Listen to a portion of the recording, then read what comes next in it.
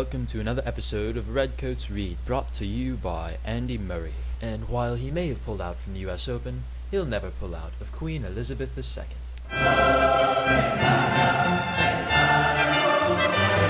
Today we will be reading the Magna Carta. Shall we begin? John, by the grace of God, King of England, Lord of Ireland, Duke of Normandy, and and Count of what the hell were these words to the Archbishop, bishops, abbots, earls, barons, justiciaries, foresters, sheriffs, stewards, servants, and to all his bailiffs and liege subjects, greetings. Know that, having regard to God, and for the salvation of our soul, and those of all our ancestors and heirs, and unto the honor of God, and the advancement of his holy church, and for the rectifying of our realm, we have granted as underwritten by advice of our venerable fathers, Stephen, Archbishop of Canterbury, primate, really like a monkey or something, of all England, and Cardinal of the Holy Roman Church, Henry, Archbishop of Dublin, William of London, Peter of Winchester, Jocelyn of Bath and Glastonbury, Hugh of Lincoln, Walter of Worcester, William of Coventry, Benedict of Rochester, bishops of Master Picel, we're just going to go with that, subdeacon and member of the household of our Lord the Pope, of Brother Emeric, Master of the Knights of the Temple of England, and of the illustrious men William Marshall, Earl of Pembroke, William, Earl of Salisbury, William, Earl of Warrane, William, Earl of Arundel, Alan of Galloway, Constable of Scotland, Warren Fitzgerald, Peter Fitzherbert, Hubert de Burgh, something Seneschal of Patau. How'd you like to have that title? It's pretty bad. Hugh of Neville, Matthew Fitzherbert, Thomas Bassett, Alan Bassett, Philip de Robert of Robertsley,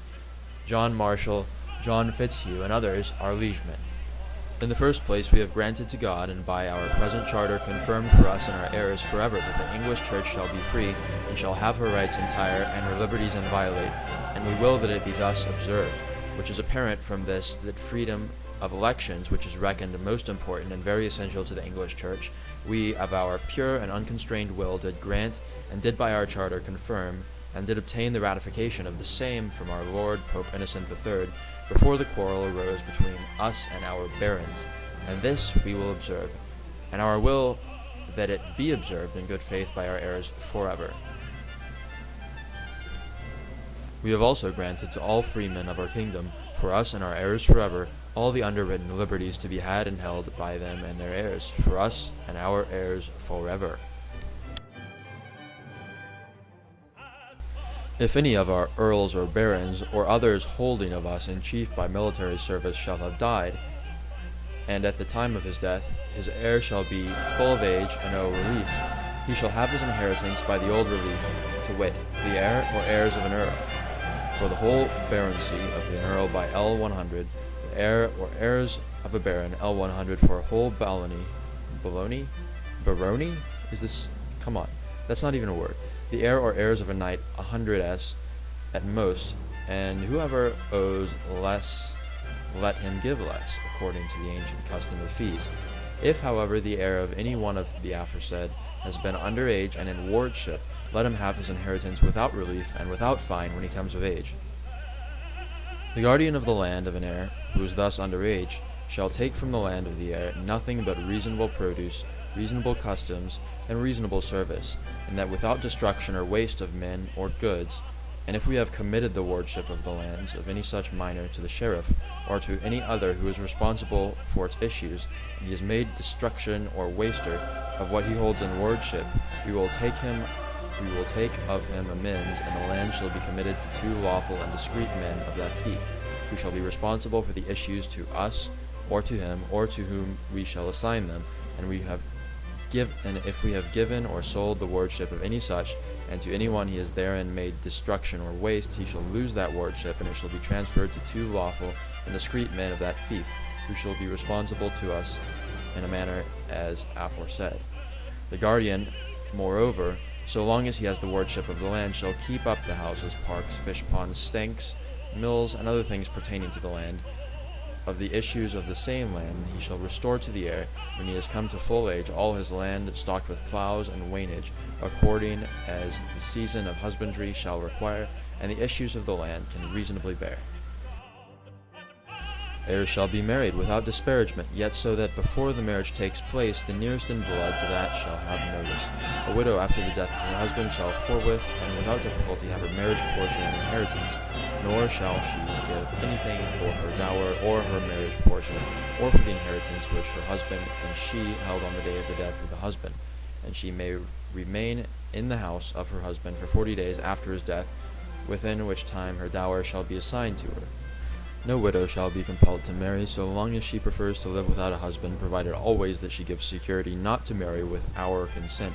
if she holds of us, or without the consent of the lord of whom she holds, if she holds, or another.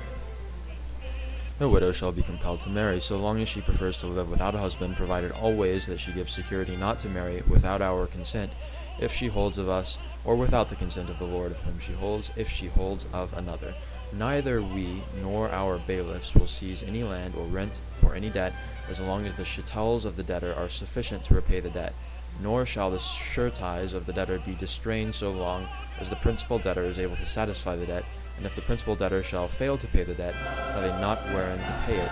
then the sureties shall answer for the debt, and let them have the lands and the rents of the debtor, if they desire them, until they are indemnified for the debt which they have paid for them, unless the principal debtor can show proof that he is discharged thereof,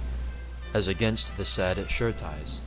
If one who has borrowed from the Jews any sum, great or small, die before the loan be repaid, the debt shall not bear interest while the heir is under age, of whomsoever he may hold. And if the debt fall into our hands, we will not take anything except the principal sum contained in the bond. And if anyone die indebted to the Jews, his wife shall have her dower and pay nothing of that debt, and if any children of the deceased are left under age, necessary shall be provided for them in keeping with the holding of the deceased, and out of the residue the debt shall be paid, reserving, however, service due to the feudal lords, in the manner let it be touching debts due to others than Jews. No scutage not age shall be imposed on our kingdom, unless by common counsel of our kingdom, except for ransoming our person, for making our eldest son a knight, and for once marrying our eldest daughter. And for these there shall be not levied more than a reasonable aid. In like manner shall it be done concerning aids from the city of London. And the city of London shall have all its ancient liberties and free customs, as well by land and by water. Furthermore, we decree and grant that all other cities, boroughs, towns, and ports shall have all their liberties and free customs. And for obtaining the common counsel of the kingdom and into the assessing of an aid, except in 3 cases aforesaid, or of a scutage, we will cause to be summoned by the archbishops, bishops, abbots, earls, and greater barons, severally by our letters, and we will moreover cause to be summoned generally through our sheriffs and bailiffs, and others who hold us in chief for a fixed date, namely after the expiry of at least 40 days, and at a fixed place, and in all letters of such summons we will specify the reason of the summons. And when the summons has thus been made, the business shall proceed on the day appointed, according to the counsel of such as are present, although not all who were summoned have come. We will not for the future grant any one license to take aid from his own free tenants, except to ransom his person, to make his eldest son a knight, and once to marry his eldest daughter, and on each of these occasions there shall be levied only reasonable aid. No one shall be distrained for performance of greater service for a knight's fee, or for any other fee tenement than is due therefrom. Common pleas shall not follow our court, but shall be held in some fixed place. Inquests of novel dessin, of more de something French bullshit, and of darin presentment shall not be held elsewhere other than their own county courts, and that in manner following: we, or if we should be out of the realm, our chief justicular will send 2 justiciaries, I have no idea, through every county 4 times a year, who shall alone with 4 knights of the county chosen by the county hold the assizes in the county court on the day and in the place of meeting of that court. And if any of the said assizes cannot be taken on the day of the county court, let the remain of the knights and freeholders who were present at the county court on that day, as many as may be required for the efficient making of judgments, according to the business, be more or less. A freeman shall not be amerced for a slight offense, except in accordance with the degree of the offense, and for a grave offense he shall be amerced in accordance with the gravity of the offense, yet saving always his countenance, and a merchant in the same way, saving his merchandise, and a villain shall be amerced in the same way, saving his wainage if they have fallen into our mercy, and none of the aforesaid amercements shall be imposed except by the oath of honest men in the neighborhood. Earls and barons shall not be immersed except through their peers, and only in accordance with the degree of the offense. The clerk shall not be immersed in respect of his lay holding except after the manner of the others aforesaid. Furthermore, he shall not be immersed in accordance with the extent of his ecclesiastical benefice. No village or individual shall be compelled to make bridges at river banks, except those who from old were legally bound to do so. No sheriff, constable, coroners, or other bailiffs shall hold pleas of our crown. All counties, hundred, wapentakes, and trithlings, except for demesne manors, shall remain in the old rents, and without any additional payment.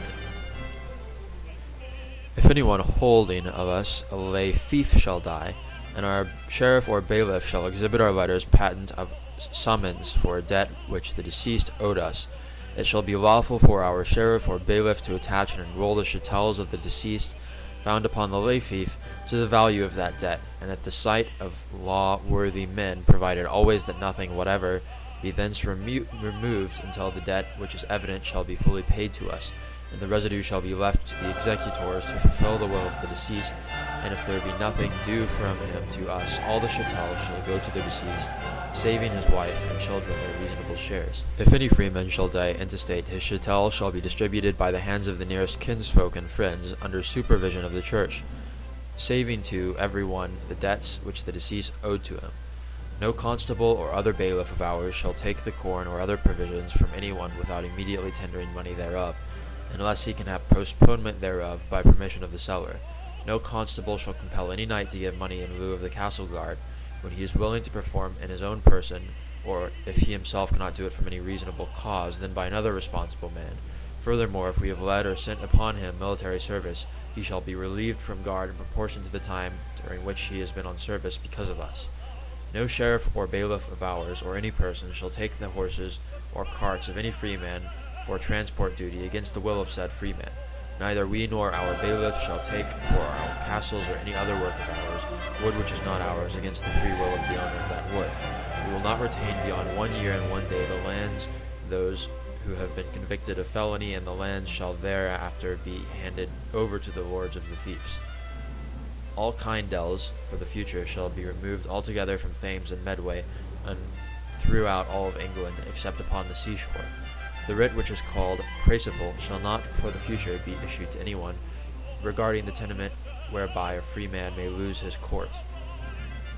Let there be 1 measure of wine throughout our whole realm, and the measure of ale, and 1 measure of corn, to wit, the London quarter, and 1 width of cloth, whether dyed, or russet, or halberget, to wit, 2 ells within the selvages of weight also be as of measures. Nothing in the future shall be given or taken for a writ of inquisition of life or limbs, but freely it shall be granted and never denied. If anyone holds by us fee farm, either by soctage or burrage, or any other land by knight's service, we will not by reason of the fee farm, socage, or burrage have the wardship of the heir, or of such land of his, if of the fief or that other, nor shall we have wardship of the fee farm, socage, or burrage, unless such fee farm owes knight's service. We will not by any reason of any small surgency which any one may hold of us by the service of rendering to us knives, arrows, or the like, have wardship of his heir of the land which he holds by another lord by knight's service. No bailiff for the future shall upon his own unsupported complaint put any one to his law without credible witnesses brought for this purpose. No freeman shall be taken in prison, or deceased, or exiled, or in any way destroyed, nor will we go upon him nor send upon him, except by the lawful judgment of his peers, or by the law of the land. To no one will we sell, to no one will we refuse to delay right or justice. All merchants shall have safe and secure exit from England and entry to England, with the right to tarry there and move about, as well as by land and by water, for buying and selling by the ancient and right customs, quit from all evil tolls, except in time of war such merchants are of the land at war with us, and if such are found in our land in the beginning of the war, they shall be detained without injury to their bodies or goods, until information be received by us, or by our chief justiciar, how the merchants of our land found in the land at war with us are treated, and if our men are safe there, the others shall be safe in our land. It shall be lawful in future for anyone, excepting those imprisoned or outlawed in accordance with the law of the kingdom, and natives of any country at war with us, and merchants who shall be treated, if above provided, to leave our kingdom and to return, safe and secure by land and water, except for a short period in time of war. If anyone holding of some as cheat, such as the honor of Wallingford, Nottingham, Boulogne, Lancaster, or any others cheats which are in the hands and are baronies, shall die, his heir shall give no other relief and perform no other service to us than he would have done to the baron if that barony had been in the baron's hand, and we shall hold it in the same manner in which the baron hold it. Wow, that's a bunch of barony. Men who dwell with the forest need not henceforth come before our judiciaries of this forest upon a general summons, unless they are in plea or sureties of one or more who are attached for the forest. We will appoint as justices, constables, sheriffs, or bailiffs, only such as know the law of the realm and meant to observe it as well. All barons who have founded abbeys concerning which they hold charters from the King of England, or of which they have long continued possession, shall have the wardship of them when vacant, as they ought to have. All forests that have been made such in our time shall forthwith be disafforested, and a similar course shall be followed with regard to river banks that have been placed in defense by us in our time. All evil customs connected with forests and warrens, foresters and warreners, sheriffs and their officers, river banks and their wardens, shall immediately be inquired into in each county by 12 storm knights of the same county, chosen by the honest men of the same county, and shall within 40 days of the said inquest be utterly abolished, so as to never be restored, provided always that we previously have intimation thereof, or our justiciar, if we should not be in England. We will immediately restore all hostages and charters delivered to us by Englishmen as sureties of the peace of faithful service. We will entirely remove from their bailiwicks the relations of Gerard of Athy, so that in the future they shall have no bailiwick in England, namely Engelard of Sigeon, Peter, Guy, and the Andrew of Chateau, Guy of Sigourney, blah blah names, guy, I can't pronounce this shit, Joffrey of Martigny with his brothers, Philip, Mark with his brothers and nephews, Joffrey, and the whole brood of the same. As soon as peace is restored, we will banish from the kingdom all foreign-born knights, crossbowmen, sergeants, and mercenary soldiers who have come with horses and arms to the kingdom's hurt. If anyone has been dispossessed or removed by us without legal judgment of his peers, from his castles, lands, franchises, or from his right, we will immediately restore them to him, and a dispute arise over this, then let it be decided by the 25 barons, of whom mention is made below in the clause for securing the peace. Moreover, for all these possessions, from which anyone has, without the lawful judgment of his peers, has been deceased or removed by our father, King Henry, or by our brother, King Richard, and which we retain in our hands, or with as possessed by others to whom we are bound to warn them, we shall have respite until the usual term of crusaders, excepting those things about which a plea has been raised, or an inquest made by our order, before our taking of the cross, but as soon we will return from the expedition, we will immediately grant full justice therein. We shall have moreover the same respite in the same manner in rendering justice concerning the disafforestation or retention of those forests which Henry our father and Richard our brother afforested, and concerning the wardship of lands which are the fief of another, namely such wardships as we have hitherto had by reason of a fief which anyone held of us by knight's service, and concerning abbeys founded on other fiefs than our own, in which the lord of the fee claims to have right, and when we have returned, or if we desist from our expedition, we will immediately grant full justice to all who complain of such things. No one shall be arrested or imprisoned upon the appeal of a woman for the death of any other than her husband. All fines made with us unjustly and against the law of the land, and all amercements imposed unjustly and against the law of the land, shall be entirely remitted, or else it shall be done concerning them according to the decision of the 25 barons whom mention is made below in the clause for securing the peace, or according to the judgment of the majority of the same, along with the aforesaid Stephen, Archbishop of Canterbury, if he can be present, and such others as he may wish to bring with him for this purpose, And if he cannot be present, the business shall nevertheless proceed without him, provided always that if any of one or more of the aforesaid 25 barons are in a similar suit, they shall be removed as far as the concerns of this particular judgment, others being substituted in the places after having been selected by the rest of the 25 for this purpose only, and after having been sworn. If we have decised or removed Welshmen from lands or liberties or other things without the legal judgment of their peers in England or in Wales, they shall immediately be restored to them, and if a dispute arise over this, then let it be decided in the marches by the judgment of their peers, for the tenements in England according to the law of England, for tenements in Wales according to the law of Wales, and for tenements in the marches according to the law of the marches. Welshmen shall do the same to us and ours. Further, for all those possessions from which any Welshman has, without the lawful judgment of his peers, been diseased or removed by King Henry our father, or King Richard our brother, and which we retain in our hand, or which are possessed by others, and which we ought to warrant, we will have respite until the usual term of crusaders, excepting those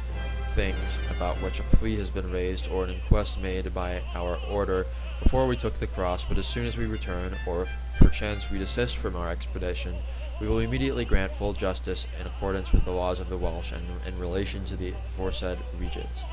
We will immediately give up the son of Lythwaith and all the hostages of Wales, and the charters delivered to us as security for the peace. We will do towards Alexander, King of Scots, concerning the return of his sisters and his hostages, and concerning his franchises and his right, in the same manner as we shall do towards other barons of England, unless it ought to be otherwise according to the charters which we hold from William his father, formerly King of Scots, and this shall be according to the judgment of his peers in our court. Moreover, all these aforesaid customs and liberties, the observances of which we have granted in our kingdom, as far as pertains to us toward our men, shall be observed by all our kingdom, as well as clergy and laymen, as far as pertains to them and towards their men. Since, moreover, for God and the amendment of the kingdom, and for the better allaying of the quarrel that has arisen between us and our barons, we have granted all these concessions, desirous that we should enjoy them in complete and firm endurance forever. We give and grant them to the underwritten security, namely, that barons choose 25 barons of the kingdom, whomsoever they will, who shall be bound all their might to observe and hold, and cause to be observed the peace and liberties we have granted and confirmed to them by this our present charter, so that if we, or our justiciar, or our bailiffs, or any one of our officers shall anything be at fault towards anyone, or shall have broken any one of the articles of this peace or of this security, and the offense be notified to 4 barons of the aforesaid 25, the said 4 barons shall repair to us, or our justiciar, if we are out of the realm, and laying the transgression before us, petition to have that transgression redressed without delay. And if we shall not have corrected the transgression, or in the event of our being out of the realm, if our justiciar shall not have corrected it within 40 days, reckoning from the time that it has been intimated to us, or to our justiciar, if we should be out of the realm, the 4 barons aforesaid shall refer to the matter of the rest of the 25 barons, and those 25 barons shall, together with the community of the whole realm, distrain and distress us in all possible ways, namely by seizing our castles, lands, possessions, and in any other way they can, until redress has been obtained as they deem fit, saving harmless our own person and the persons of our queen and children. And when redress has been obtained, they shall resume their old relations towards us. And let whoever in the county desires it swear to obey the orders of the said 25 barons for the execution of the aforesaid matters, and along with them to molest us in the utmost of his power. And we publicly and freely grant leave to everyone who wishes to swear, and we shall never forbid anyone to swear. All those moreover in the land who of themselves and of their own accord are unwilling to swear to the 25 to help them in constraining and molesting us, we shall by our command compel the same to swear to the effect aforesaid. And if any one of the 25 barons shall have died or departed from the land, or be incapacitated in any other manner which would prevent the aforesaid provisions from being carried out, those of the 25 barons who are left shall choose another in his place according to their own judgment, and he shall be sworn in the same way as the others. Further, in all matters, the execution of which is entrusted to these 25 barons, if perchance these 25 are present and disagree about anything, or if some of them, after being summoned, are unwilling or unable to be present, that which the majority of those present ordain or command shall be held as fixed and established, exactly as if the whole 25 had concurred in this, and the said 25 shall swear that they will faithfully observe all that is aforesaid, and cause it to be observed with all their might. And if we shall procure nothing from anyone, directly or indirectly, whereby any part of these concessions and liberties may be revoked or diminished, and if any such has been procured, let it be void and null, and we shall never use it personally or by another. And all the will, hatreds, and bitterness that have arisen between us and our men, clergy, and lay, from the date of the quarrel, have been completely remitted and pardoned to everyone. Moreover, all trespasses occasioned by the said quarrel, from Easter in the 16th year of our reign till the restoration of peace, we have fully remitted to all, both clergy and laymen, and completely forgiven, as far as it pertains to us. And on this head we have caused to be made for them letters testimonial patent of the Lord Stephen, Archbishop of Canterbury, of the Lord Henry, Archbishop of Dublin, of the bishops aforesaid, and of Master Pandulf, as touching the security and the concessions aforesaid. Wherefore we and firmly order that the English Church be free, and that the men in our kingdom have and hold all the aforesaid liberties, rights, and concessions well and peaceably, freely and quietly, fully and wholly, for themselves and their heirs, of us and our heirs, in all respects, and in all places forever, as is aforesaid. An oath, moreover, has been taken, as well as on our part, as on the part of the barons, that all these conditions aforesaid shall be kept in good faith and without evil intent, given under our hand the above named, and many others being witnesses, in the meadow which is called Runnymede, between Windsor and Staines, on the 15th day of June, in the 17th year of our reign. Fucking redcoat.